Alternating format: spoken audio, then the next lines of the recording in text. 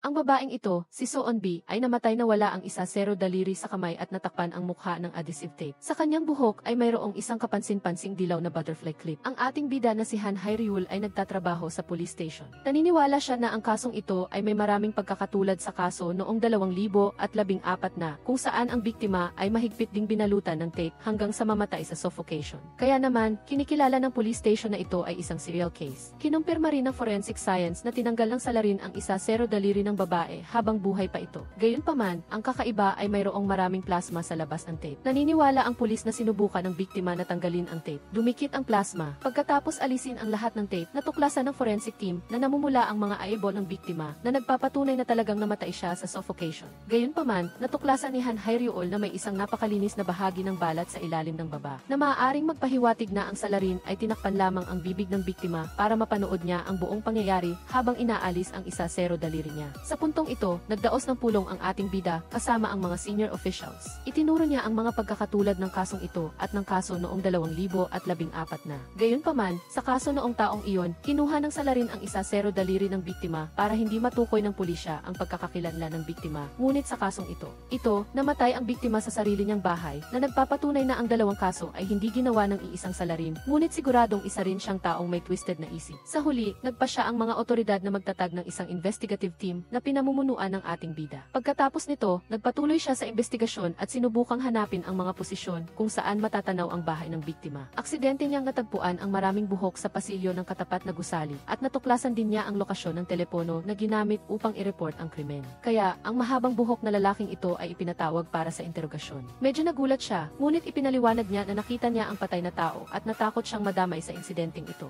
Kaya gumamit siya ng pampublikong telepono para i-report ang krimen. Naramdaman ni Han Hae-ryul na hindi mapagkakatiwalaan ang kanyang sinabi, kaya pinapunta niya ang kanyang mga tao para imbestigahan ang bahay ng lalaki. Bilang resulta, natagpuan nila ang isang tumpok ng mga litrato at i-hot clips din ng biktima sa kanyang computer. Mayroon ding mga litrato noong araw na biktima ang babae. Ang kapansin-pansin ay mayroong lalaking madalas na lumalabas sa mga larawan. Gayunpaman, nang dumaan ang tiyuhin sa bahay ng babae sa araw na iyon, hindi na gumagalaw ang babae. Kasabay nito, nakatanggap ng report ang police team ni Detective na Junwoo na may namatay sa bundok. Nang suriin nila ang pinangyarihan, tinatayang isang buwan na itong patay. Ngunit hindi pa rin matukoy ang pagkakakilanlan nito. Ilang sandali pa, natagpuan ng tiyuhin ang isang kalapit na hotel. Pagkatapos suriin ang kamera, nalaman niyang madalas itong pumupunta roon para magsugal. Pinaghihinala ang nagpakamatay ito dahil sa utang. Ngunit iginiit ng may-ari ng kasino na imposible iyon dahil ang kapatid na babae ng biktima ay napakahusay kumita ng pera at ang taong ito ay walang iba kundi si Soon-bi. Sa tuwing natatalo siya sa pagsusugal, tatawag siya sa kanyang kapatid na babae para humingi ng tulong. Nagpa siya sina Junwoo na magpadala ng mga tao para maghanap sa crime scene. Totoo nga, isang bracelet ang natagpuan. Pagkatapos ng maraming pagtatangka, upang makipag-ugnayan sa kapatid na babae, ngunit nabigo siya, nagsimulang maghinala sina Junwoo sa babae. Gayunpaman, nang pumunta siya sa bahay ng babae, natuklasan niya na biktima ito ng isang krimen. Kasama ni na Junwoo si Jung Kyung-yoon. Kasalukuyan siyang nag-imbestiga ng kaso ng nawawalang tao. Ang fiant ng babae na nagngangalang Kim Eun-young ay nag-report ng pagkawala ng kanyang asawa. Sa kanyang investigasyon, natuklasan ni Jung Kyung-yoon na ang kapatid ni Soon-bi ay umupa ng isang detective agency noong nakaraang buwan para alamin ang tungkol sa isang batang babae na inampon mula sa orphanage. At ang taong iyon ay si Kim Eun-young. Nagpa siya sina Junwoo na tingnan ang mga larawan upang kumpirmahin kung ang bracelet na natagpuan ay sa babaeng ito, ngunit inagaw ito ng babaeng pulis. Ang nakakagulat, napansin niyang magkamukha sina Soon-bi at Kim Eun-young. Bumalik sa ating bida, nalaman ng kanyang mga tauhan ang impormasyon tungkol sa lalaking madalas na nasa bahay ni Soon-bi at ito ay walang iba kundi ang kanyang kapatid na lalaki. Gayunpaman, walang kaugnayan sa dugo ang dalawa. Ang biktima ay inampon ng pamilya ng kanyang kapatid noong bata pa siya. Nang akmang hahanapin na niya ang lalaking ito, dumating ang pulisya ni na Junwoo. Ang mas nakakagulat, napagtanto ni Han Hae-ryul na ang hinahanap ni Jung Kyung-yoon ay ang kambal na kapatid ni Soon-bi. Hindi inaasahang magkaugnay ang dalawang kasong ito at talagang maraming iba pang tao ang nadadamay.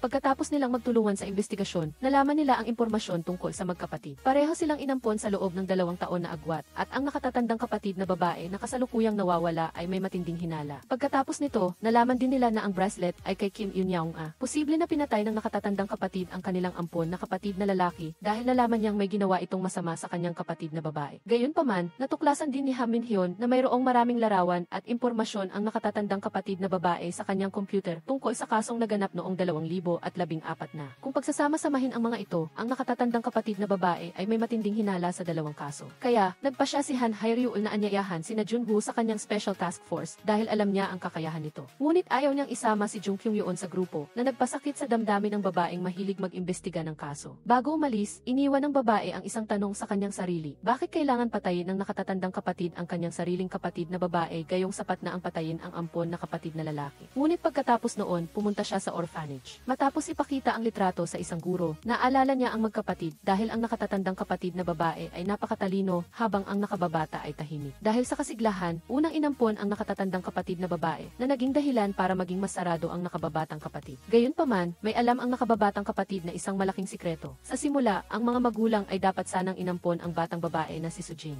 Ngunit tinaponan siya ni Kim Eun-young ng mainit na tubig. Bagaman sinabi niyang hindi niya sinasadya, nag-usap-usapan ang lahat na ginawa niya iyon para siya ang maampon. Pagkatapos nito, pinuntahan ni Jung Kyung-yeon si Sujin. Pagkatapos masunog noong araw na iyon, nag-iwan ito ng maraming peklat sa kanyang buong katawan. Naniniwala siya na kahit dapat parusahan ang prinsipal, mas nararapat na mapunta sa impyerno si Kim Eun-young. Hindi lang niya sinaktan si Sujin, kundi siya mismo ang naglagay ng dilaw na butterfly hair clip sa kanyang kapatid na babae. Ito ang tanda na dapat magsilbi ang nakababatang kapatid na babae sa prinsipal sa gabing iyon. Gaano kalupit ang isang tao na nagtutulak sa kanyang sariling kapatid na babae sa hukay. Pagkatapos saktan ang nakababatang kapatid na babae, siya ay masayang umalis, nag-enjoy sa kaligayahan na hindi naman talaga sa kanya. Dahil sa mga aksyon na ito, dapat ay galit na galit ang nakababatang kapatid na babae. Pagkatapos malaman ang mga balitang ito, agad itong ipinagbigay alam ng babaeng pulis kay na Junwoo. Kasabay nito, dumating si Han Min-hyun sa universidad kung saan nag-aaral si Kim Eun-young para mag-imbestiga. Pinuri ng mga propesor ang babae bilang isang natatanging henyo. Ang mga talaan sa library ay kadalasang mga libro tungkol sa investigasyon ng krimen.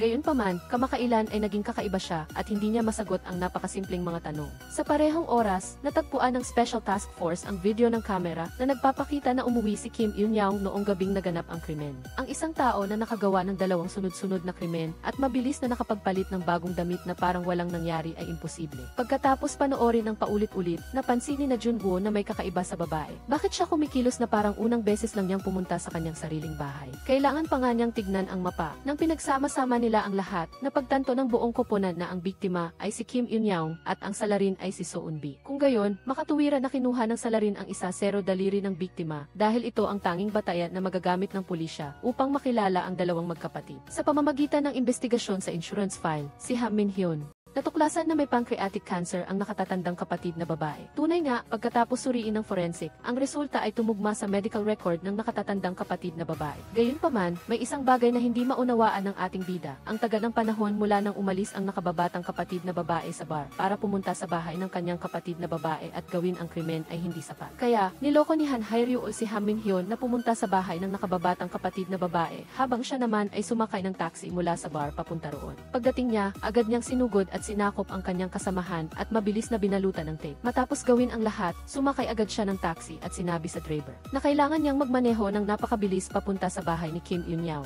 Bagaman ginawa niya ang lahat ng napakabilis, 7 minuto pa rin siyang nalate. Paano nagawa ng salarin iyon? Pagkatapos ng masusing investigasyon, natuklasan nila na nagkita ang magkapatid 2 buwan na ang nakalipas. Bagaman masaya sila at nagmamahalan sa panlabas, ang totoo ay ang lahat ng gastos ay binayaran gamit ang credit card ng nakatatandang kapatid na babae. Kasabay nito, sinabi ni Jung Kyung-yeon sa fiancé ni Kim Eun-young na mayroon siyang cancer. Pagkatapos malaman ito, mas lalo siyang nalungkot. Sa katunayan, isang araw bago nawala ang kanyang asawa, nakipagkita siya sa kanya sa hotel at ibinigay ang pinakamahalaga sa kanya. Pagkatapos ay nag-propose ang asawa ngunit tinanggihan siya. Nalaman na malapit na pala siyang mamatay kaya niya ginawa iyon. Tunay na masama ang nakababatang kapatid na babae. Gusto niyang saktan ang kanyang kapatid na babae at agawin ang kanyang magandang buhay. Alam ni Han Hye-ryul na nagtatago si So Eun-bi sa isang lugar. Naghihintay na ilabas ng pulisya ang resulta ng investigasyon bago magpakita upang ilabas ang salarin. Nagdaos ng press conference ang pulisya at sinabing ang salarin ng kasong ito at ng kaso noong 2014 na ay isa. Totoo nga, agad na nagpakita ang nakababatang kapatid na babae at humiling na makita ang kanyang kapatid na babae sa huling pagkakataon. Gayunpaman, nagkamali ang Special Task Force. Hindi pala si So Eun-bi ang salarin. Nang narinig niya na nasaktan ang kanyang kapatid na babae, masakit sa kanyang damdamin, ang lahat ay dapat bumalik sa nakaraan. Natanggap na nakababatang kapatid na babae ang hair clip mula sa principal at pupunta sa kanyang silid mamayang gabi, ngunit sinabihan din siyang panatilihing sikreto ito. Alam ng nakatatandang kapatid na babae na tinatarget na ng abnormal na prinsipal ang kanyang kapatid na babae, kaya naisip niya ang isang ideya. Inikayat ni Kim Eun-young ang kanyang kapatid na babae na maglaro ng palitan ng pagkakakilanlan. Pagkatapos basahin ang spell, kinuha ng nakatatandang kapatid na babae ang dilaw na butterfly clip at inilagay sa kanyang sariling ulo. Tamang-tama sa alas negatibo 9 ng gabi, pumunta ang nakatatandang kapatid na babae sa silid ng prinsipal. Akala ng nakababatang kapatid na babae ay niloloko siya ng kanyang kapatid para mag-isa siyang maglaro, kaya sinundan niya ito. Umakyat si Soon-bi sa hagdan sa labas ng pinto para sumilip, ngunit nang makita niya ang eksena sa loob ng silid, natakot siya at agad na tumakbo palayo.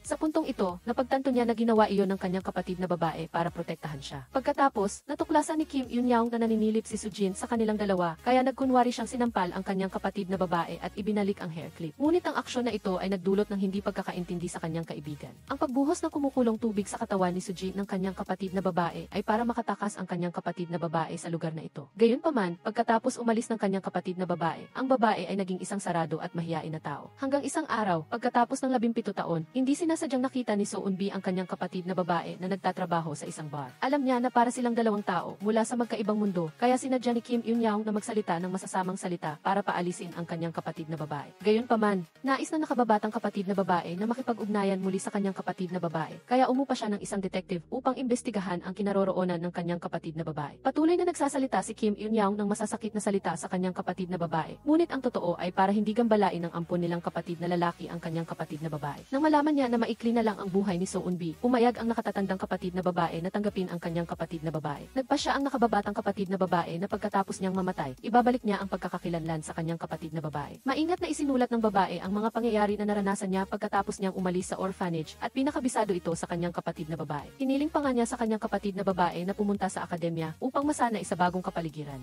Samantala, ikinulong ng babae ang sarili niya sa isang silid, nakikipaglaban sa kanyang sakit at nag-aaral ng mga unsolved cases sa South Korea. Sa huli, pinili niyang gayahin ang tape case. Una, habang hindi nag-iingat ang ampon niyang kapatid na lalaki, dinala niya ito sa bundok at ginawa itong parang isang suicide. Bagaman masama ang trato niya sa nakatatandang kapatid na babae, nalungkot ito nang malaman niya na patay na ito dahil sa lalaking ito, kaya hindi siya naging malungkot sa loob ng maraming taon. Pagkatapos, ikinulong ng nakababatang kapatid na babae ang sarili niya sa isang silid. Ginawa niya ang kanyang sariling isa zero daliri at binalutan ang kanyang buong ulo ng tape. Bumalik tayo sa kasalukuyan, sinira na rin ng nakatatandang kapatid na babae ang sarili niyang fingerprint. Para hindi malaman ng pulisya kung sino ang nakatatandang kapatid na babae at kung sino ang nakababatang kapatid na babae. Kaya, nagsagawa sila ng interogasyon sa tulong ng lie detector. Gayunpaman, binisado ni Kim Eun-young ang lahat ng pangyayari sa buhay ng kanyang kapatid na babae at para hindi masayang ang pagsisikap ng kanyang kapatid na babae at makapagsimula ng panibagong buhay. Ang kanyang pag-iisip ay naging mas matatag kaysa sa bakal. Ano man ang itanong sa kanya, hindi siya matitinag. Alam ni Han Hae-ryul na kung mapatunayan ng babae na siya si Kim Eun-young, ang dalawang kaso ay matatapos, ngunit wala siyang magawa. Gayunpaman, hindi siya sumuko, kaya nagtanong siya ng dalawang huling tanong.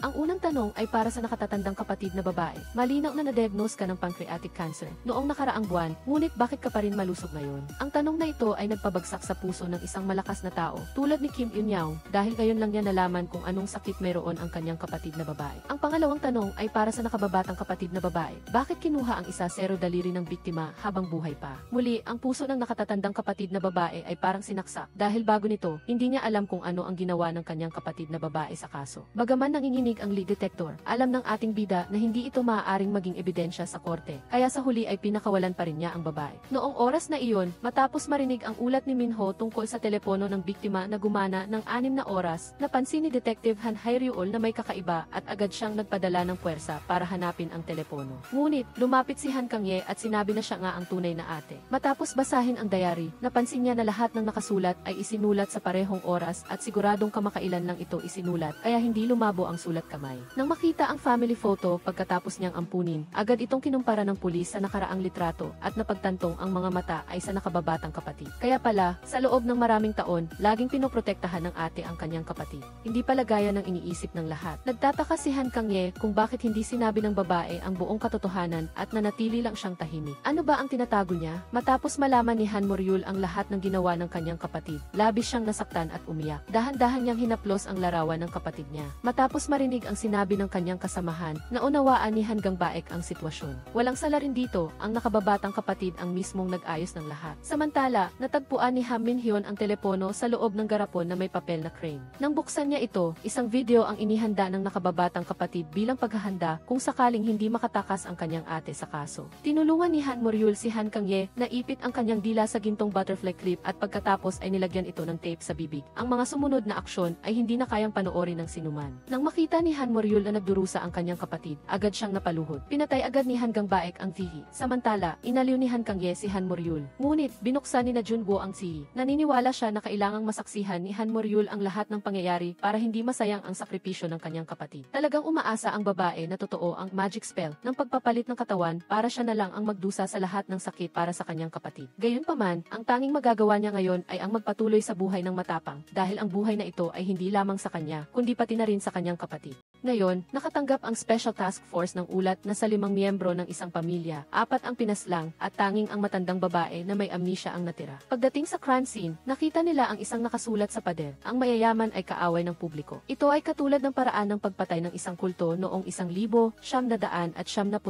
Mayroon ding maraming bakas ng paa sa sahig na nagpapatunay na hindi lang isa ang salarin at ginaya nila ang pamamaraan ng pagpatay noong taong iyon. Napansin ni Han Kang-ye na bago mawala ng malay ang babaeng biktima, nanlaki ang kanyang mga mata na parang may nakitang nakakagulat. Humiga ang detective sa eksaktong posisyon ng biktima para i-reenact ang crime scene. Tinalakay ni Han Kang-ye na tumingin ang babae sa bintana at may nakitang nakagugulat. Ilang oras na ang nakalipas, nakatanggap ang pulisya ng isang emergency call. Ngunit pinutol ng babae ang tawag bago siya makatapos, kaya hindi sila nagpadala ng mga tauhan upang mag-imbestiga. Sa parehong oras, nagtaka si Ha Min-hyun kung bakit sa isang villa na may isang blind spot, hindi nila makuna ng video ang isa sa maraming salarin. Mayroong isang dam sa malapit, kaya naghinala si Ha Min-hyun na sinamantala ng mga salarin ang pagtaas at pagbaba ng tubig upang burahin ang kanilang mga bakas ng paa. Sa sandaling iyon, napansin niya ang 2 pares ng sapatos sa lupa, sa kabila ng pagkakaroon ng 2 bata sa malapit. Ngunit lahat sila ay nakasuot ng sapatos, kaya lumapit si Detective Han Hae-ryul para magtanong. Sa pagsunod sa direksyon ng kamay ng mga bata, nakakita siya ng isang itim na bag samantala, dinala ni na Junwoo ang mga bangkay sa forensics para sa autopsy. Sa pagsusuri, natuklasan niya na bagaman maraming sugat sa katawan ang mga biktima, isa lang ang nakamamatay. Ang iba pang mga sugat ay ginawa matapos mamatay ang mga biktima. Tanging ang apo lang ang may 2 nakamamatay na sugat. Ipinapalagay ni Han Gangbaek na napansin ng salarin na tumawag siya sa pulis, kaya idinagdag niya ang isa pang saksak. Samantala, ang dahilan kung bakit niya sinasadyang magdagdag ng iba pang mga sugat, baka gusto niyang itago na nag-iisa lang siyang gumawa ng krimen. Matapos pakinggan muli ang recording ng emergency call ng apo, sina na Junwoo at Han Hae-ryul ay nagbigay ng magkaibang opinyon tungkol sa salarin. Naniniwala ang isa na marami sila, habang ang isa naman ay naniniwala na iisa lang ang salarin. Sa kanyang sariling investigasyon, natuklasan ni Han Kang-ye na ang 4 na miyembro ng pamilya ay may iba't ibang interes at nasa kani-kanilang silid sa oras ng krimen, kaya posibleng iisa lang ang gumawa ng krimen. Kasabay nito, pagkatapos suriin ang sapatos sa itim na bag na dinala ni Ha Min-hyun, napagtanto nila na ito ay pag-aari ng isa sa mga biktima. At ang mga bakas ng paa sa sahig ay sa sapatos ding iyon. Nangangahulugan iyon na pagkatapos gawin ang krimen, isinuot ng salarin ang sapatos ng biktima para makatakas sa bahay. Bukod pa rito, batay sa posisyon ng mga biktima bago sila mamatay, makikita na wala silang ginawang paglaban. Sa pagsusuri ng mga bakas ng sapatos, natuklasan ng Special Task Force na ang salarin ay hindi higit sa 1.6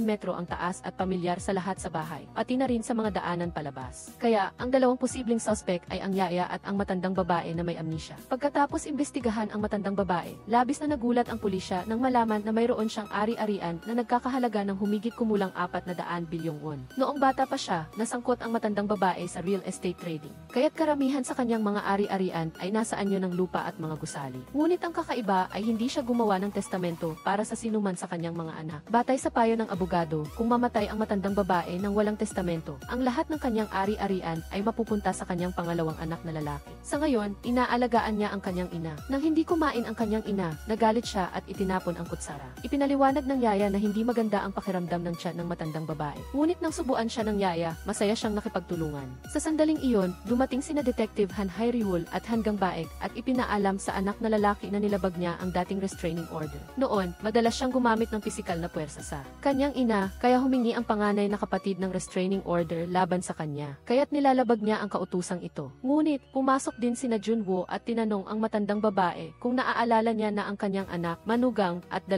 apo ay pinaslang. Tanging nakatingin lang ang matandang babae sa kisame at hindi nagsalita. Kaya, nais ni Han Gangbaek na ibalik ang matandang babae babae sa crime scene para tingnan kung may kinalaman siya sa kaso dahil hinayaan siya ng salarin na mabuhay. Ngunit, biglang naging mapagmahal na anak ang anak na lalaki at pinigilan ang sinuman na kunin ang kanyang ina. Sinubukan pa niyang makipag-away sa pulis, ngunit hindi niya na nagawa. Maihakbang ang kanyang kamao, pinigilan agad siya ni na Junwoo gamit ang isang kamay. Pagkatapos ibalik ang matandang babae sa bahay, naging emosyonal siya nang makita ang dugo na parang naaalala niya ang huling larawan ng kanyang anak. Kasabay nito, sinubukan ni Han Kang-ye na i-reenact ang crime scene sa silid ng apo at laking gulat niya nang makita na may isang tao sa ilalim ng kama. Biglang lumapit ang yaya at takot na sinabi na madalas magtago ang kanyang anak doon. Kaya pala nang pinaslang ang apo, nakita niya ang batang lalaki, kaya ganoon ang reaksyon niya. Samantala, sa istasyon ng pulis, iniimbestigahan ni Ha Min-hyun ang pangalawang anak na lalaki, bagaman siya ay napakayabang, wala siyang magagawa dahil may alibi siya sa oras ng krimen. Bukod pa rito, ang kanyang ugali ay nagmula sa kanyang ina. Hindi rin maganda ang kanyang ina noong bata pa siya dahil pinilit niya ang hindi mabilang na mga tao na ibenta ang kanilang mga bahay at giniba ang mga ito para sa pansariling kapakinabangan. Bukod pa rito, natuklasan ng pulisya na sa loob ng isang buwan, madalas na tumatawag ang telepono sa bahay ng biktima sa isang numero na ang may-ari ay dating alagad ng matandang babae. Pagkatapos niyang ipatawag sa istasyon ng pulis, sa una ay nagpakita siya ng pag-aalala. Ngunit nang malaman niya kung ano ang gusto ng pulisya na itanong, bumuntong hininga siya ng maluwag dahil hindi niya rin alam kung ano ang gusto ng matandang babae. Sa sandaling iyon, tumawag ang matandang babae sa kanya. Agad na ibinigay ni Jung Kyung-yeon ang telepono kay Detective Han Hae-ryul. Nagbulong ang matandang babae na dapat ayusin ang mga taong nagtatangkang kumuha sa villa kung saan siya nakatira dahil iyon ang paborito niyang lugar. Kaya pala, hindi rin maganda ang ugali ng matandang babae, ngunit hindi iyon ang dahilan para maging salarin siya. Matapos siyang alisin sa listahan ng mga suspect, ang tanging natira ay ang yaya. Ngunit hindi matukoy ng Special Task Force ang motibo nito. Sa parehong oras, si Han Kang-ye ay nasa yaya at nagtataka kung bakit ang matandang babae ay kumakain lang ng mga lutong pagkain ng yaya. Natugunan ng tanong sa pamamagitan ng pagpapaliwanag na takot ang matandang babae na lasunin siya ng pamilya ng panganay na anak para kunin ang kanyang napakalaking yaman. Sa sandaling iyon, pumasok ang anak ng yaya na tila may kapansanan sa pag-iisip. Ipinagpalagay ni Han Kang-ye na madalas itong bumisita, ngunit agad itong itinanggi ng yaya na nagbigay ng hinala sa isipan ng babae. Paano makikilala ng isang taong may kapansanan sa pag-iisip ang daan dito at alam niya ang bawat sulok ng bahay? Sa ibang lugar, sa pamamagitan ng TV, nakita ni na Junwoo ang anak ng yaya na pumasok sa silid ng apo at pagkatapos ay gumapang sa ilalim ng kama. Ang kakaibang aksyon na ito ay nagdulot ng hinala sa kanya. Ang sixth sense ng isang pulis ay nagduda. Samantala, aksidenteng nakita ni Han Kang-ye ang ilang langgam na gumagapang patungo sa kanin na niluto ng yaya para sa matandang babae. Pagkatapos magbilang, natuklasan niya ang isang nakakagulat na katotohanan. Nilagyan ng yaya ang kanin ng amo ng asukal, kaya nagustuhan ito ng matandang babae. Sa sandaling ito, ang yaya ay nag-i-enjoy sa kanyang tasa ng kape sa ilalim ng paglubog ng araw, na parang siya ang may-ari ng villa. Pagkatapos imbestigahan ang nakaraan ng yaya, natuklasan ng pulisya na ang kanyang asawa ay naloko at nawala ng lahat. Hindi niya kinaya ang pagkabigla, kaya nagpasya siyang tapusin ang kanyang buhay at ng kanyang pamilya sa pamamagitan ng gas poisoning.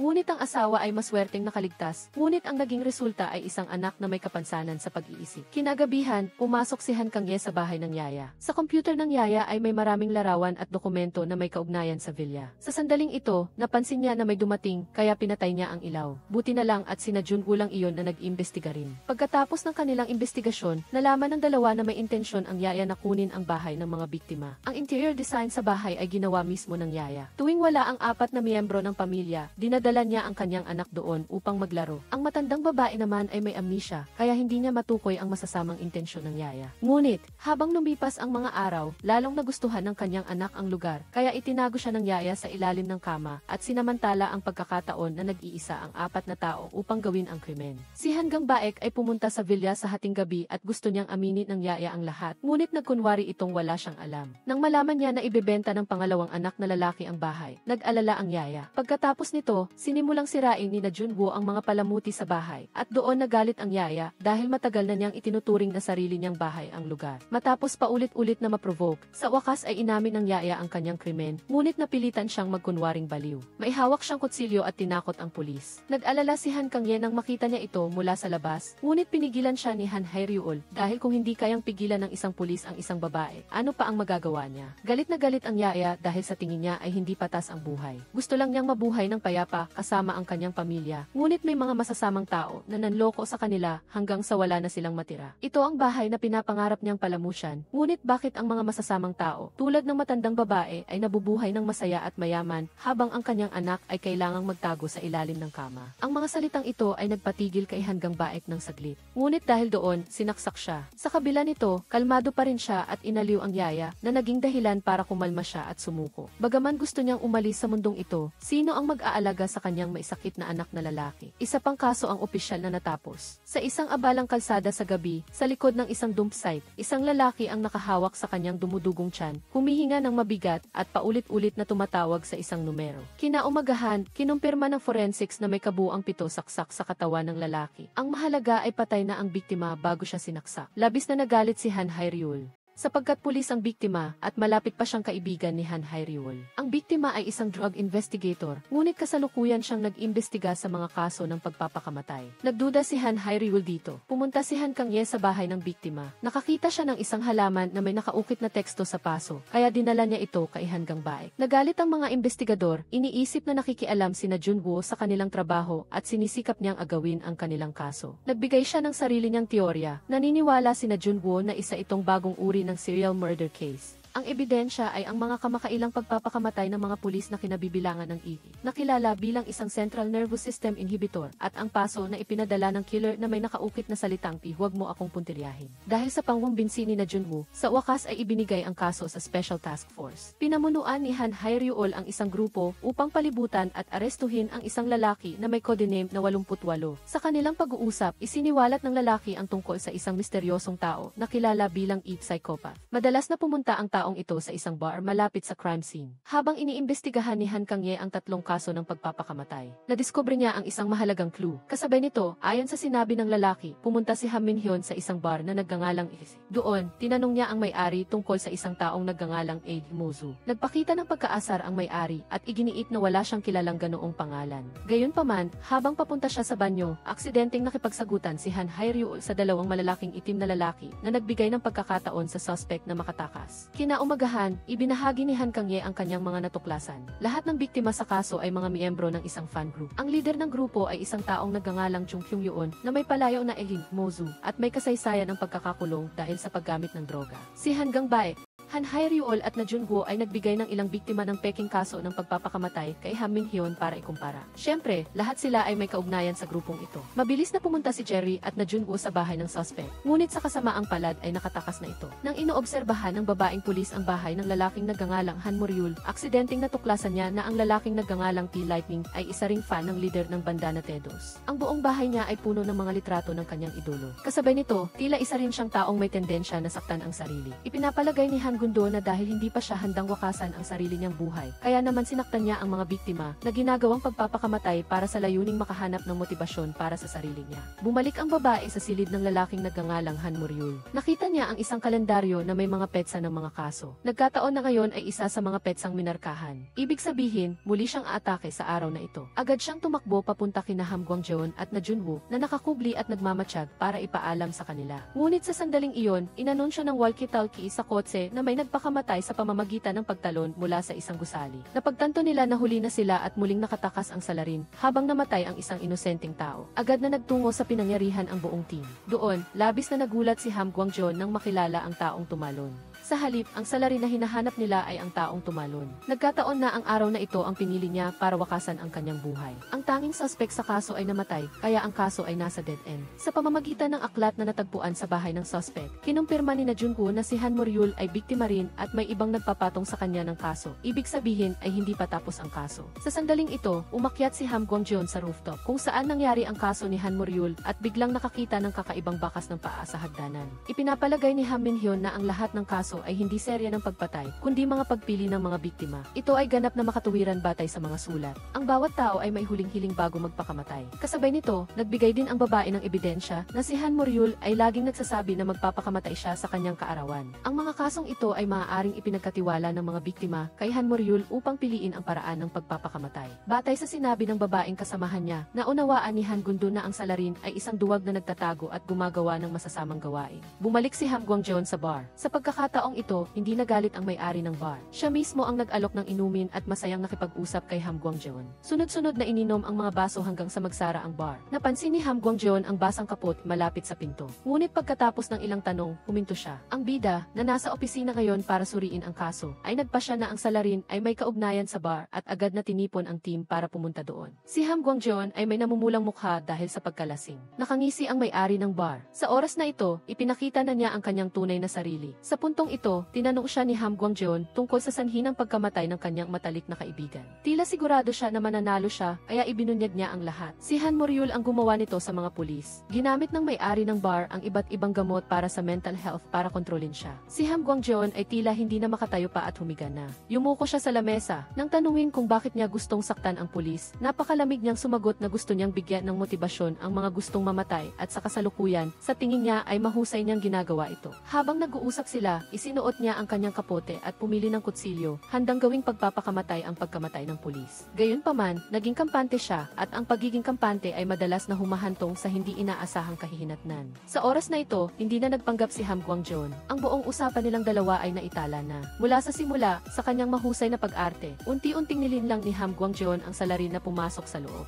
Karapat-dapat siyang makakuha ng Oscar sa taong ito, hindi na niya kailangang maging pulis pa. Kahit na nahuli siya, hindi pa rin natatakot ang salarin. Nag-away sila ni Ham Guangjeon ng harapan. Kahit na hindi na sila bata at malakas, ang kanilang lakas ay hindi rin basta-basta. Sa sandaling ito, sa wakas ay dumating na ang investigasyon team para magbigay ng suporta. Gayunpaman, hindi pabor sa kanila ang sitwasyon sa loob. Kahit na isang profesional na pulis si Ham Guangjeon, kailangan pa rin siyang maging maingat sa isang bihasang tao, tulad ng may-ari ng bar. Sa kritikal na sandali, naalala niya ang kanyang kasamahan na namatay ng walang katarungan. Dahil dito, tila nagkaroon si Ham Guangjeon ng mas maraming lakas at tumakbo. At ang salarin, na hindi nakaligtas, ay nakita na hindi niya kayang lumaban. Kaya gumamit siya ng maruming taktika. Naglabas siya ng maliit na kutsilyo mula sa kanyang bulsa at mabilis na sinaksak si Ham Guangjeon. Nang dumating ang investigasyon team, nakaupo si Ham Guangjeon na sugatan, ngunit hinimok pa rin sila na mabilis na habulin ang salarin. Si Han Moryul ay mabilis na napilitang pumunta sa dulo ng tulay. Sa kanyang pagkabahala, nawalan siya ng balanse at nahulog. Mabilis na nahawakan ni Junwoo ang kanyang kamay. Ngunit dahil sa bigat niya, unti-unting lumuwag ang kamay ni Junwoo. Sa sandaling ito, nakarating si Ham Guangjeon at iniabot ang kanyang pamalo sa kanya. Sa huli, ang salarin ay naaresto at dinala sa hustisya. Kasabay nito, nakapaghiganti rin si Ham Guangjeon para sa kanyang kasamahan.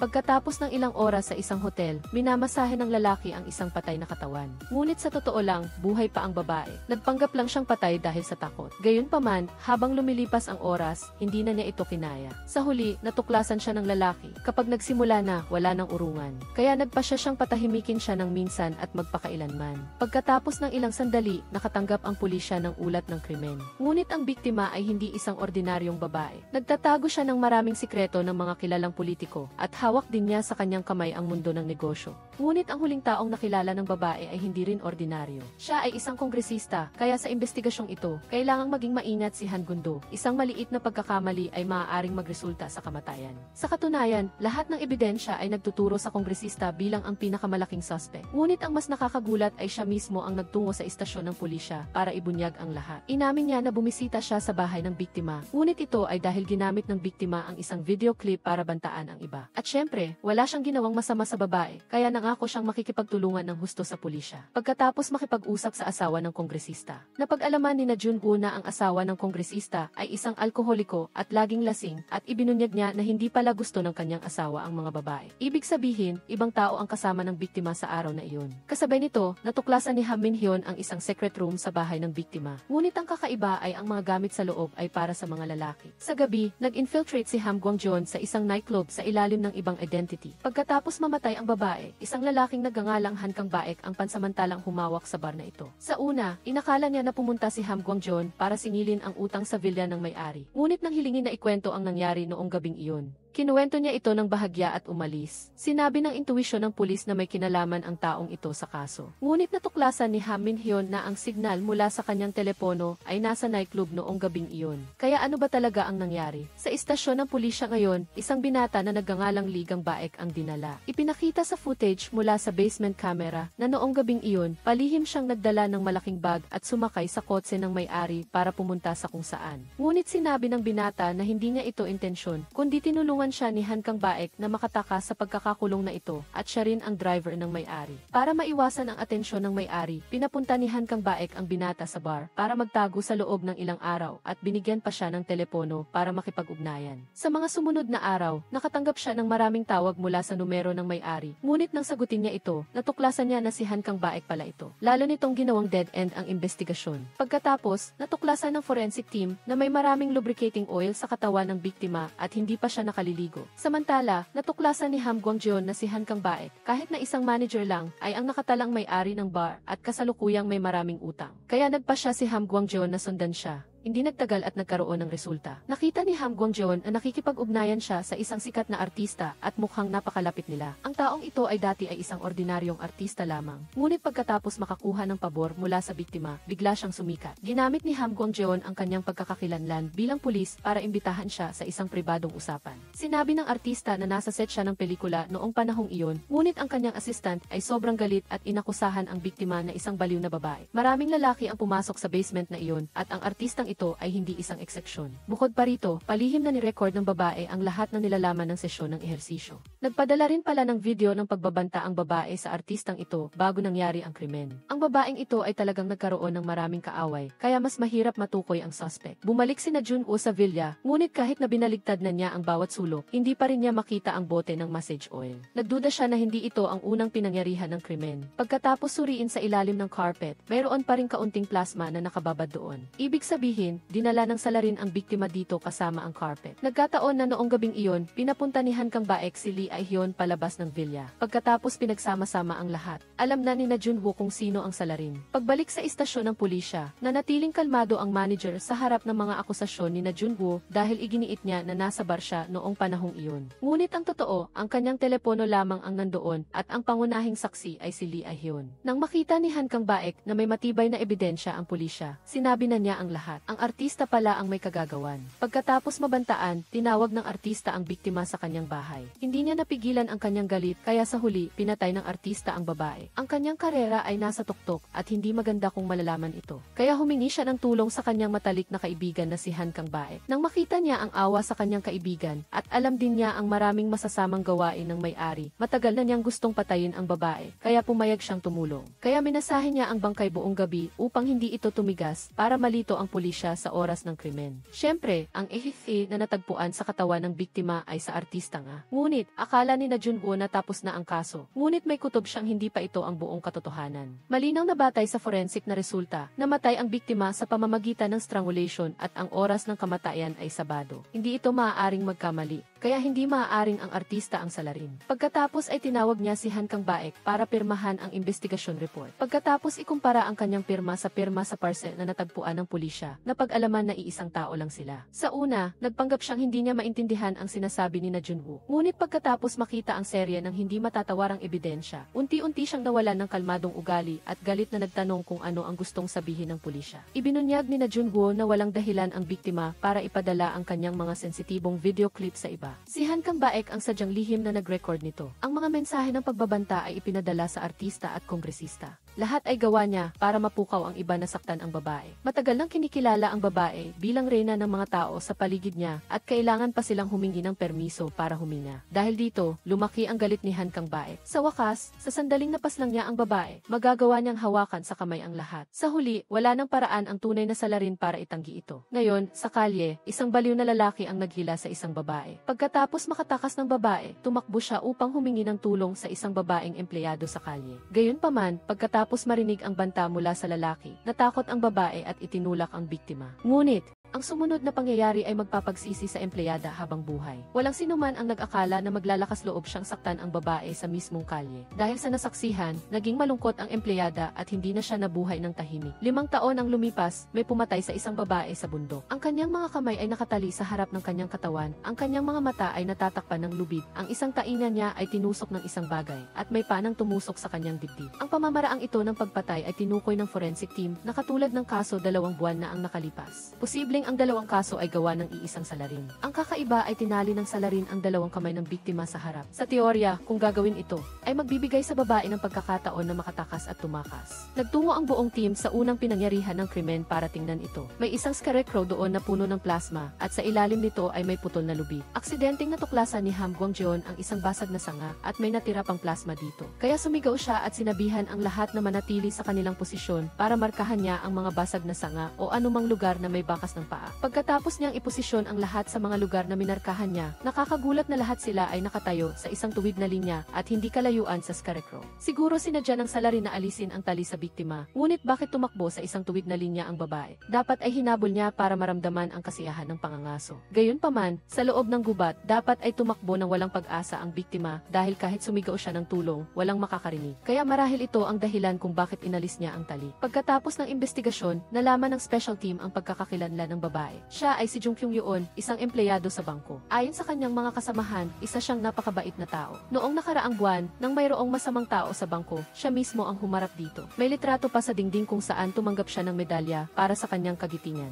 Nang makita ito, tumalon si Ham Min Hyun dahil nandoon din siya sa seremonya ng paggawad. Isang nagkataon na ang biktima 2 buwan na ang nakakaraan ay isang napakabait din na tao. Baka sinadya ng salarin na piliin ang 2 biktima na ito dahil sa pagkamuhi sa lipunan. Gayunpaman, ang hindi makatwiran ay sa 2 taong ikinulong ng biktima, ang isa ay nasa rehabilitasyon pa at ang isa naman ay nakalaya 2 buwan na ang nakararaan at nagtatrabaho ngayon sa isang monasteryo na tinatawag na sangte. Nang marinig ang balita ng pagkamatay ng babaeng empleyado, labis na nalungkot ang lalaki dahil sa panahon na siya ay nakakulong, siya lang ang tanging dumalaw sa kanya at siya rin ang naghikayat sa kanya na tahakin ang tamang landas na ito. Gayunpaman, sinabi ng babae na siya rin ay may kasalanan dahil nagkamali siya 3 taon na ang nakararaan.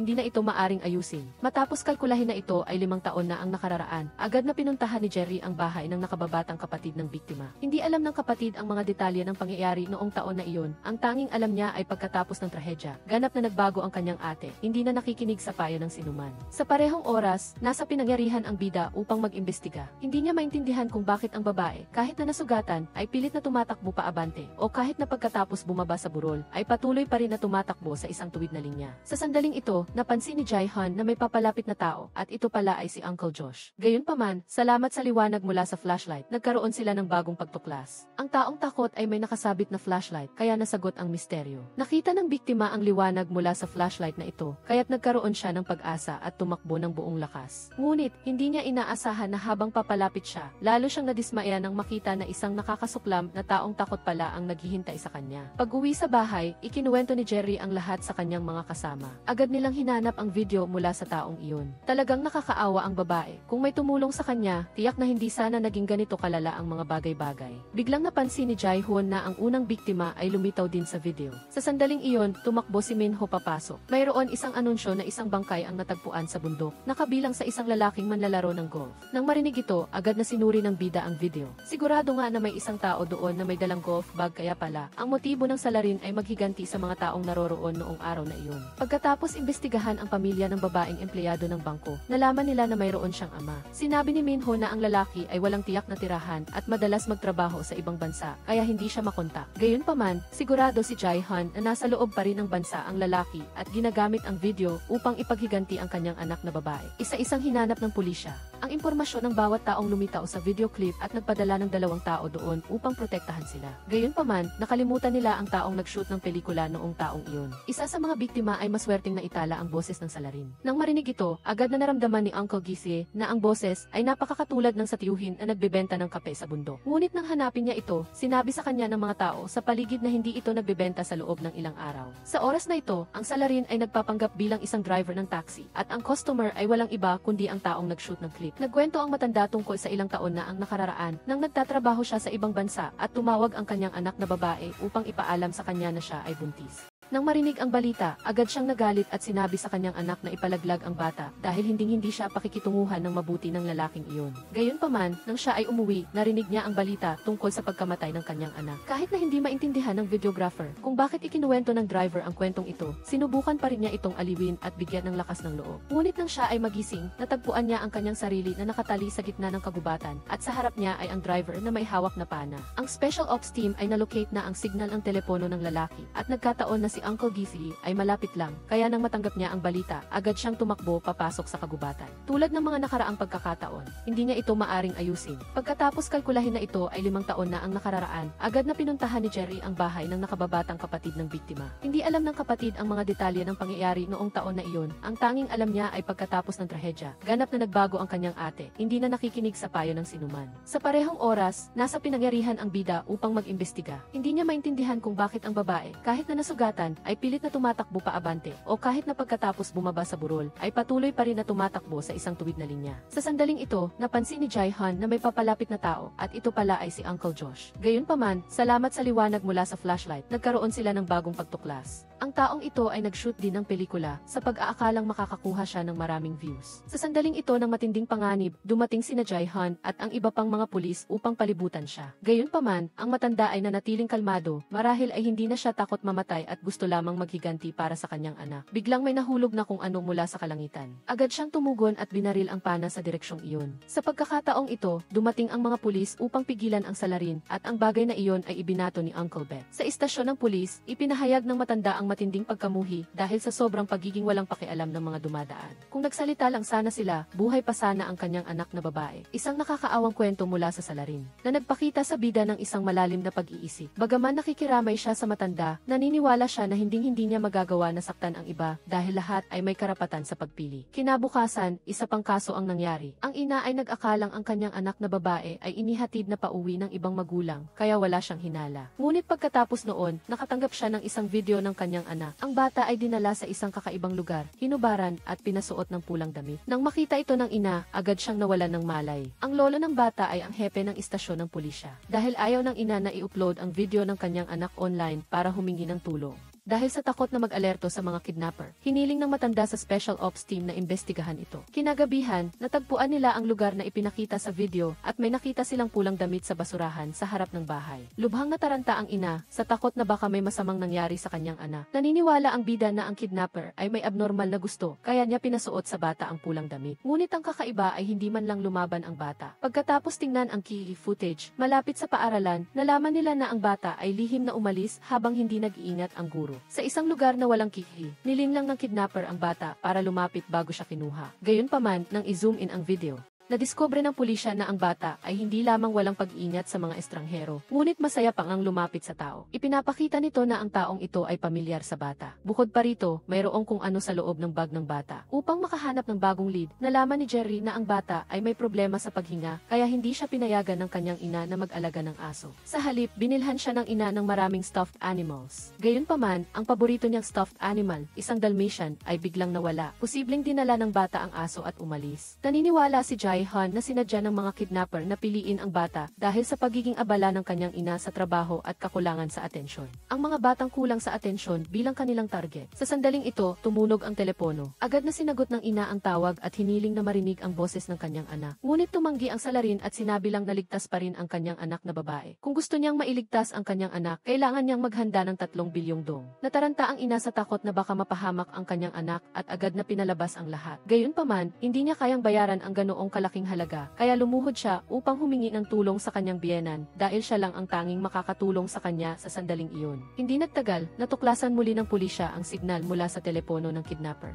Pero sa pamamagitan ng paghahatid sa mga istasyon ng broadcast, natukoy ni Jae-hoon na nasa subway siya at tiyak na hindi siya isang ordinaryong baguhan. Hinarap ni Uncle Duksich ang kanyang kaibigan na isang kolektor ng mga antigo. Nang marinig niya ang boses ng kidnapper, agad niyang nalaman na gumamit ito ng isang lumang telepono mula sa Soviet era upang baguhin ang boses. Bukod pa rito, ipinakilala niya ang isang pribadong investigador na espesyalista sa pagbili ng mga lumang telepono para sa layunin ng investigasyon. Ngunit pagdating ng tiyuhin, ang opisina ay naging isang tumpok ng mga guho. Nalaman na ang pribadong pribadong investigador ay may malaking utang, kaya pinuntahan siya ng mga magnanakaw at sinira ang kanyang opisina. At sa kasalukuyan ay nagtatago kung saan. Sa kabutihang palad, nakahanap si Uncle Githy ng isang drawer na puno ng mga lumang telepono at nalaman niya rin ang hitsura ng pribadong investigador. Kinabukasan, tumawag muli ang mga kidnapper sa ina. Matapos malaman ang lokasyon, nagmamadaling pumunta ang babae doon dala ang 3 bilyong do. Naglagay ng puwersa ang pulisya sa paligid ng lugar upang hulihin ang salarin. Ngunit, hindi nila inaasahan na kinuha ng ina ang isang bisikleta at tumakbo ng mabilis at nakarating sa isang yate. Agad niyang itinapon ang bag ng pera sa tubig. Pagkalipas lang ng isang segundo, isang bangka ang dumating upang kunin ang bag at mabilis na umalis. Pagkatapos makita na kinuha na ng mga ito ang pera, naupo ang babae sa lupa. Sana ay ligtas na makalaya ang kanyang anak. Gayunpaman, dahil sa pagkilos na ito, naghinala ang bida na magkasabwat ang ina at ang mga kidnapper. Tinanggihan ng babae ang bag na ibinigay ng pulisya, ngunit naglagay sila ng tracking device sa bagong bag, ngunit mabilis na nawala ang signal. Kahit pagdating sa lugar ng transaksyon, tiningnan ng ina ang kanyang telepono at tumakbo palayo, na para bang alam na nila ang bawat galaw ng pulisya. Hindi lang si Jae-hyun ang nag-isip nito, kundi pati na rin ang kanyang biyenan ay naghinala, dahil tanging ang kanyang manugang lang ang nakakaalam ng kanyang balanse sa bangko, kaya't ang mga magnanakaw ay nakapagbigay ng eksaktong presyo. Ngunit si Jerry,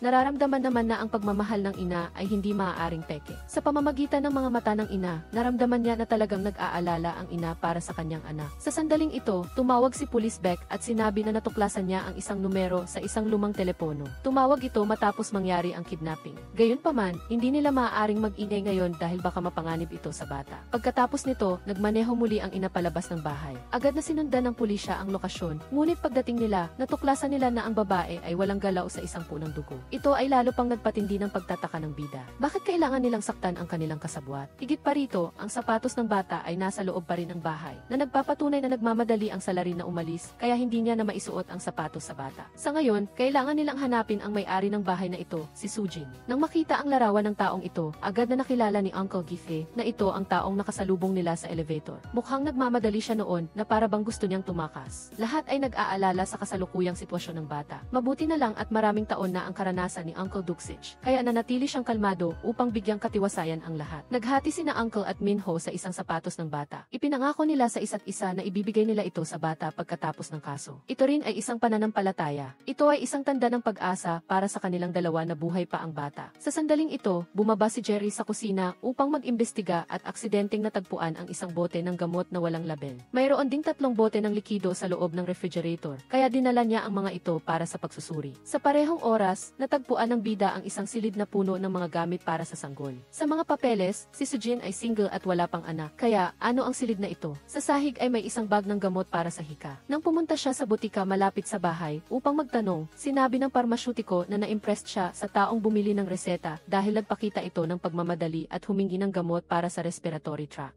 Gayunpaman, nang tanungin siya tungkol sa mga sintomas at kung sino ang gagamit ng gamot, tumanggi siyang sumagot at mabilis na nagbayad at umalis. Ikinuwento ni Jae-hyun ang tungkol sa hika ng bata dahil sa pakikipag-ugnayan sa isang tuta. Labis na nag-alala ang parmasyutiko nang marinig ito dahil hindi maaaring gamitin ang gamot na ito sa mga may hika at mas lalo pang nakakapinsala kung ang gagamit ay isang bata. Tiyak na seryoso ang sitwasyong ito. Pagkatapos, dumating na ang resulta mula sa pag-eksamin. Ang gamot sa mesa ay isang antidepressant at ang 3 bote ng likido sa refrigerator ay gatas ng ina ni Sujin. Ngunit ito ay nakaimbak mula pa noong 6 na taon na ang nakararaan at malamang na ininom na ng bata ang lahat nito. Sa ospital, kinausap ng bida ang matandang lalaki. Bagaman hindi niya gusto ang kanyang manugang na dinala ng kanyang anak na lalaki, buong puso niyang minamahal ang kanyang apo na hindi niya kadugo. Kahit na may 1% lamang na pag-asa na buhay pa ang bata, gusto pa rin ng matanda na magpatuloy sa paghahanap hanggang sa huli. Sa parehong oras, sina Minho at Uncle Githy ay nasa opisina ng pribadong investigador upang mag-imbestiga. Para bang nababaliw ang junior dahil sa pagsisisi. Kung hindi niya mahanap ang bata, baka pagsisihan niya ito habang buhay. Gayunpaman, hindi pinabayaan ng Diyos ang kanilang pagsisikap. Nakahanap sila ng isang kakaibang bagay sa passbook. Naglipat siya ng 5 milyong won sa isang account.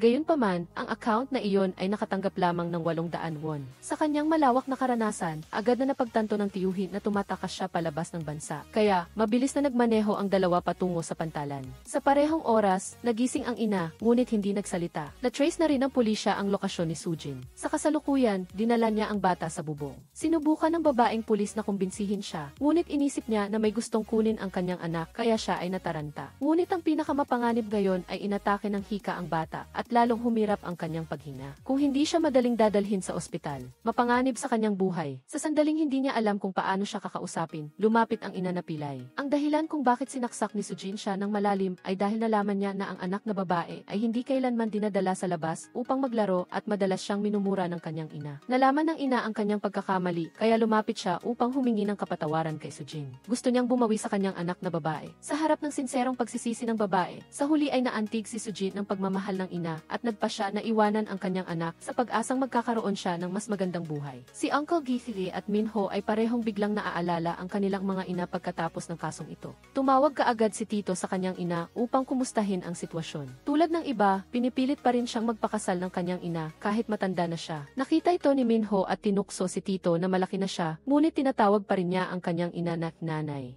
Ano nga ba ang dapat na itawag? Siguro ito ang iilang sandali ng kapayapaan na mayroon sila bago dumating ang bagyo. Sa labas, si Jae-han ay isang malakas na pulis, ngunit gabi-gabi, nananaginip siya na hinahabol ang isang taong may nakatakip na mukha na nararamdaman niyang may kaugnayan sa lahat ng mga kaso. Matagal na siyang ginagambala nito na nagiging dahilan upang magising siya araw-araw na pagod. Ngayon, nakatanggap muli ng kaso ang Special Task Force, ngunit sa pagkakataong ito ay mukhang seryoso dahil maging ang police chief ay interesado rito. Dumating din ang bida sa pinangyarihan at mula sa labas pa lang ay napagtanto na niya na ito ang lugar sa kanyang panaginip. Ito ba ang tinatawag ng mga tao na deja vu? Pumasok siya sa loob upang magmasid. Ang biktima ay isang babae na ang mukha ay natatakpan ng tape. Ang kanyang mga kamay at paa ay nakatali rin ng tape. Gayunpaman, ang mas nakakagulat ay ang lahat ng bagay sa silid, pati na rin ang pagkakabigkis ng biktima ng tape ay eksaktong kapareho ng nasa panaginip ni Jae-hon na nagpapakita ng malinaw na pag-aalala sa kanyang mukha. Base sa pagsusuri ng forensic medicine, ang kasong ito ay hindi tulad ng kaso ng kambal na magkapatid, ngunit talagang katulad ng kaso 7 taon na ang nakakaraan. Ang mga daliri ay hindi kinuha at ang tape ay inilagay ng salarin ng napakahusay na walang bakas ng plasma. Kaya naman, namatay ang biktima dahil sa pagka-suffocate. Ang salarin ay nag-ingat ng husto sa krimen na walang naiwang anumang bakas. Ang tanging bagay na magagamit para sa investigasyon ay ang mga tape na ito. Nang marinig ito, agad na ipinatawag ng police chief si Jae-han para mag-usap sa labas. Ang iba naman ay nagtanong sa forensic doctor tungkol sa kaso 7 taon na ang nakakaraan, ngunit hindi rin siya alam ang tungkol dito. Alam lang niya na may 2 kaso noong taong iyon. Naramdaman ni Minho na may tinatago sa kanila ang team captain, kaya siya at ang tiyuhin.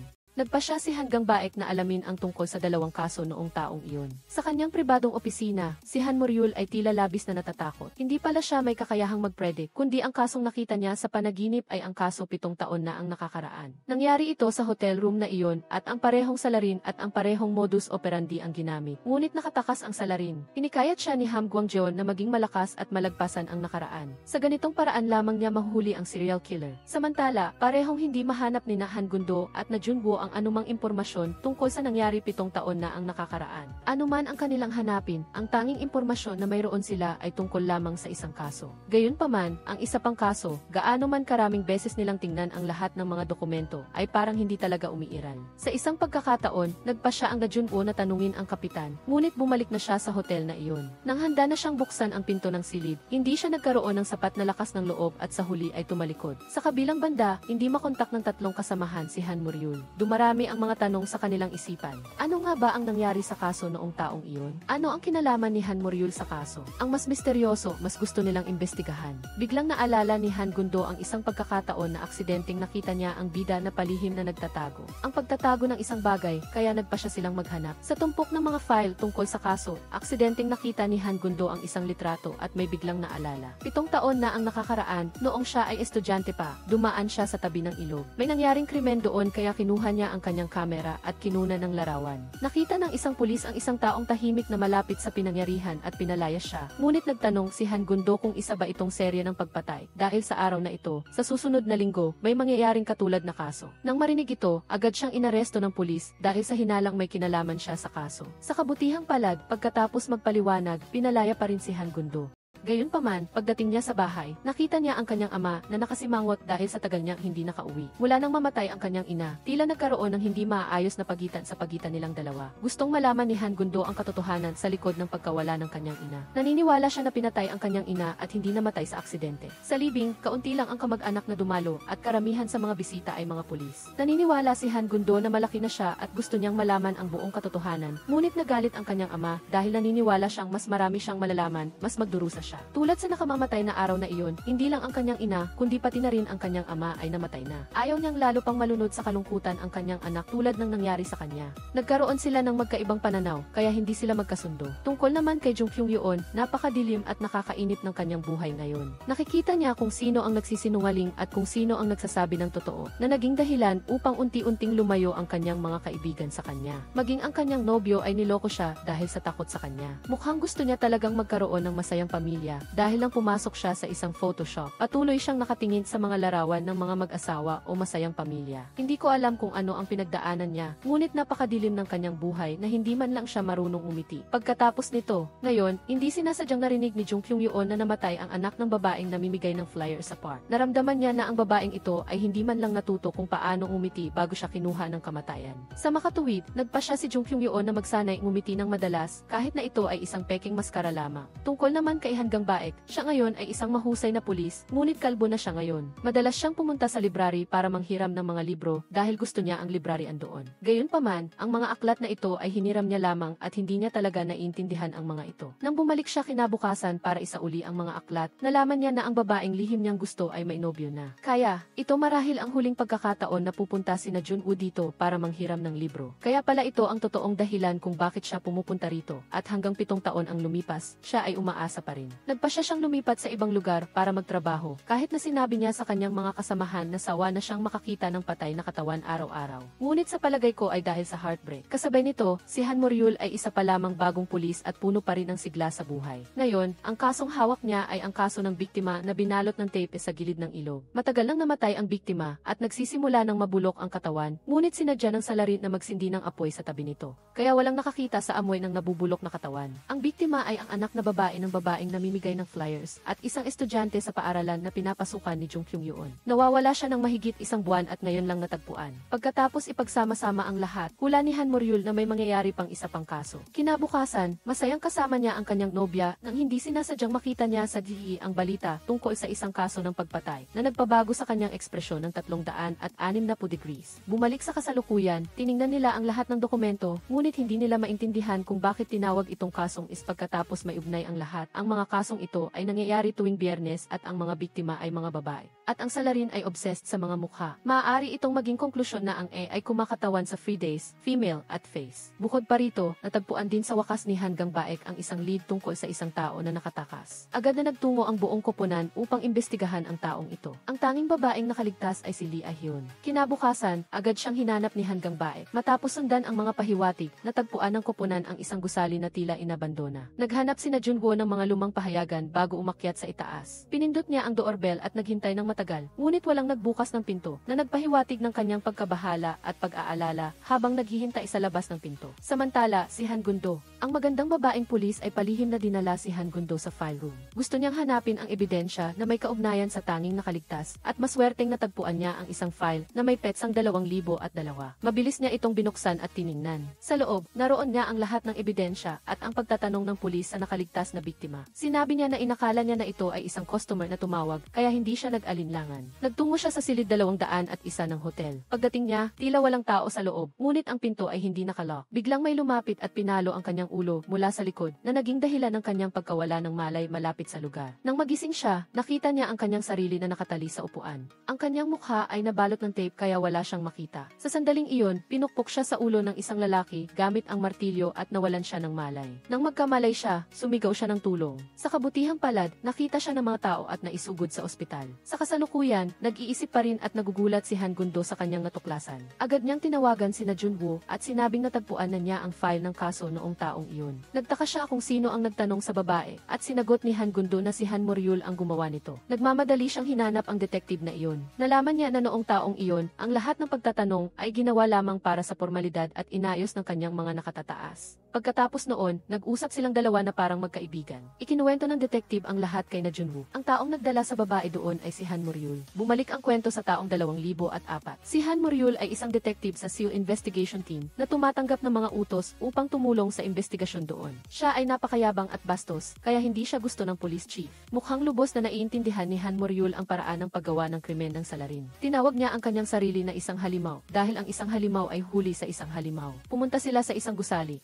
Nag-aalinlangan pa rin ang police chief, ngunit sinabi ni Han Moryul na pumasok na lang sila para malaman. Pagpasok sa silid, nakita nila ang isang babae. Nag-alinlangan ang grupo ng mga lalaki at nang makita ito ni Han Moryul, agad siyang lumapit sa pulis at sinabi na ito ang babaeng kinidnap sa lugar na ito, 2 taon na ang nakakaraan at ito rin ang pinangyarihan ng krimen. Gusto ni Han Moryul na i-recreate ang eksena dito, ngunit nag-aalangan pa rin ang kanyang boss dahil sa takot na makaapekto ito sa iba pang mga issue. Ngunit si Han Moryul ay napakahusay magkumbinsi kaya sa huli ay pumayag siya. Natatakot siya sa kalupitan ni Han Moryul. Siya ay talagang isang baliw. Inayos niya ang lahat at hinintay ang serial killer na pumasok. Sa sandaling napansin niya na may pumasok, biglang namatay ang kuryente. Sa labas, sumigaw ang mga tao ng sunog, kaya si Han Moryul ay tumakbo upang tingnan ang sitwasyon at nakita niya na nagtatago ang babae sa likod ng dingding. Nag-alburuto si Han Moryul dahil hindi niya nahuli ang salarin. Kaya pala, ito ay isang maling alarma. Galit siyang sumigaw at pinagalitan ang kanyang mga tauhan. Ipinakita sa kanya ng detective ang isang bagay. Dahan-dahan siyang pumasok sa silid at nalaman na ang pinatay na babae ay ang kanyang nobya. Umiyak si Han Moryul sa kawalan ng pag-asa. Simula noon, wala nang sinuman ang nakakita sa kanya sa pulisya. Marahil ay dahil sa malalim na sugat at hindi niya ito malampasan, kaya nagpasya siyang iwan ang kanyang propesyon. Kung hindi siya pulis, hindi sana mangyayari sa kanyang nobya ito. Nagtipon sina na Junwoo, Jung Kyung-yeon at Han Gundo. Hindi nila alam kung ano ang susunod na gagawin. At hindi nila alam kung nasaan na ngayon si Han Moryul. Ang dating mayabang, ngunit sa harap ng taong mahal niya, siya ay bumagsak at naging mahina. Kinabukasan, inihayag ni Ham Gong-jeon na ang kasong ito ay ililipat sa ibang pangkat ng investigasyon at sinabi sa lahat na bumalik sa kanilang dating trabaho. Dahil dito, natigilan silang tatlo. Galit na sinipa ni na Junwoo ang upuan at umalis. Nagtungo siya sa harap ng pinto ng opisina ng direktor at kumatok dahil gusto niyang magkomento tungkol sa bagay na ito. Ngunit hindi siya pinansin at hindi pinapasok, lalo na ang pagkakataong magbigay ng opinyon. Galit na galit siya habang inilalagay ang kanyang mga gamit sa ibang pangkat ng investigasyon at nagrereklamo tungkol sa biglaang pangyayaring ito. Binigyan ni Jung Kyung-yeon sina Junwoo at Han Gundo ng isang piraso ng papel. Narito ang impormasyon tungkol sa marathon. Iyon ang papel na iniwan ng team captain. Nangangahulugan iyon na alam niya na may darating na maghahanap sa kanya, kaya nag-iwan siya ng pahiwatig at mensahe. Marahil ay dahil sa paghikayat mula sa team captain, patuloy silang mag-imbestiga hanggang sa huli. Palihim na kinuha nilang tatlo ang tumpok ng mga dokumento na nagpasya na hindi papayagan ang ibang grupo na makialam. Dinala nilang dalawa ang tumpok ng mga dokumento sa walang laman na opisina ni Han Gundo para magtrabaho, ngunit hindi pa nila alam kung saan magsisimula. Nagpasya silang magsimula sa babae. Sina Junwoo at Han Gundo ay pumunta sa isang ospital upang hanapin ang doktor na nagpagamot sa kanya. Nalaman nilang marami ng taong naghanap sa babae matagal na ang nakakaraan. May nangyari ring sunog na naging dahilan upang masira ang lahat ng medical records ng ospital. Binigyan ng doktor sina Junwoo ng isang DC na naglalaman ng recording ng kanilang treatment session noong 2005. Ang nakaligtas na babae ay takot na takot at ang kanyang mukha ay mukhang pagod. Ang lahat ng nangyari ay nagdulot sa kanya ng matinding trauma. Sinabi ng biktima na ang taong nagtanggal ng tape na nakatakip sa kanyang mga mata ay may amoy ng sigarilyo at habang siya ay nakakulong sa silid, mayroon pa ring katulad na amoy. Nanginginig lamang siya at hawak ang kanyang ulo habang patuloy siyang binubugbog. Nanood sina Junwoo ng napakabuti kaya hindi niya napansin na mailumapit sa kanya.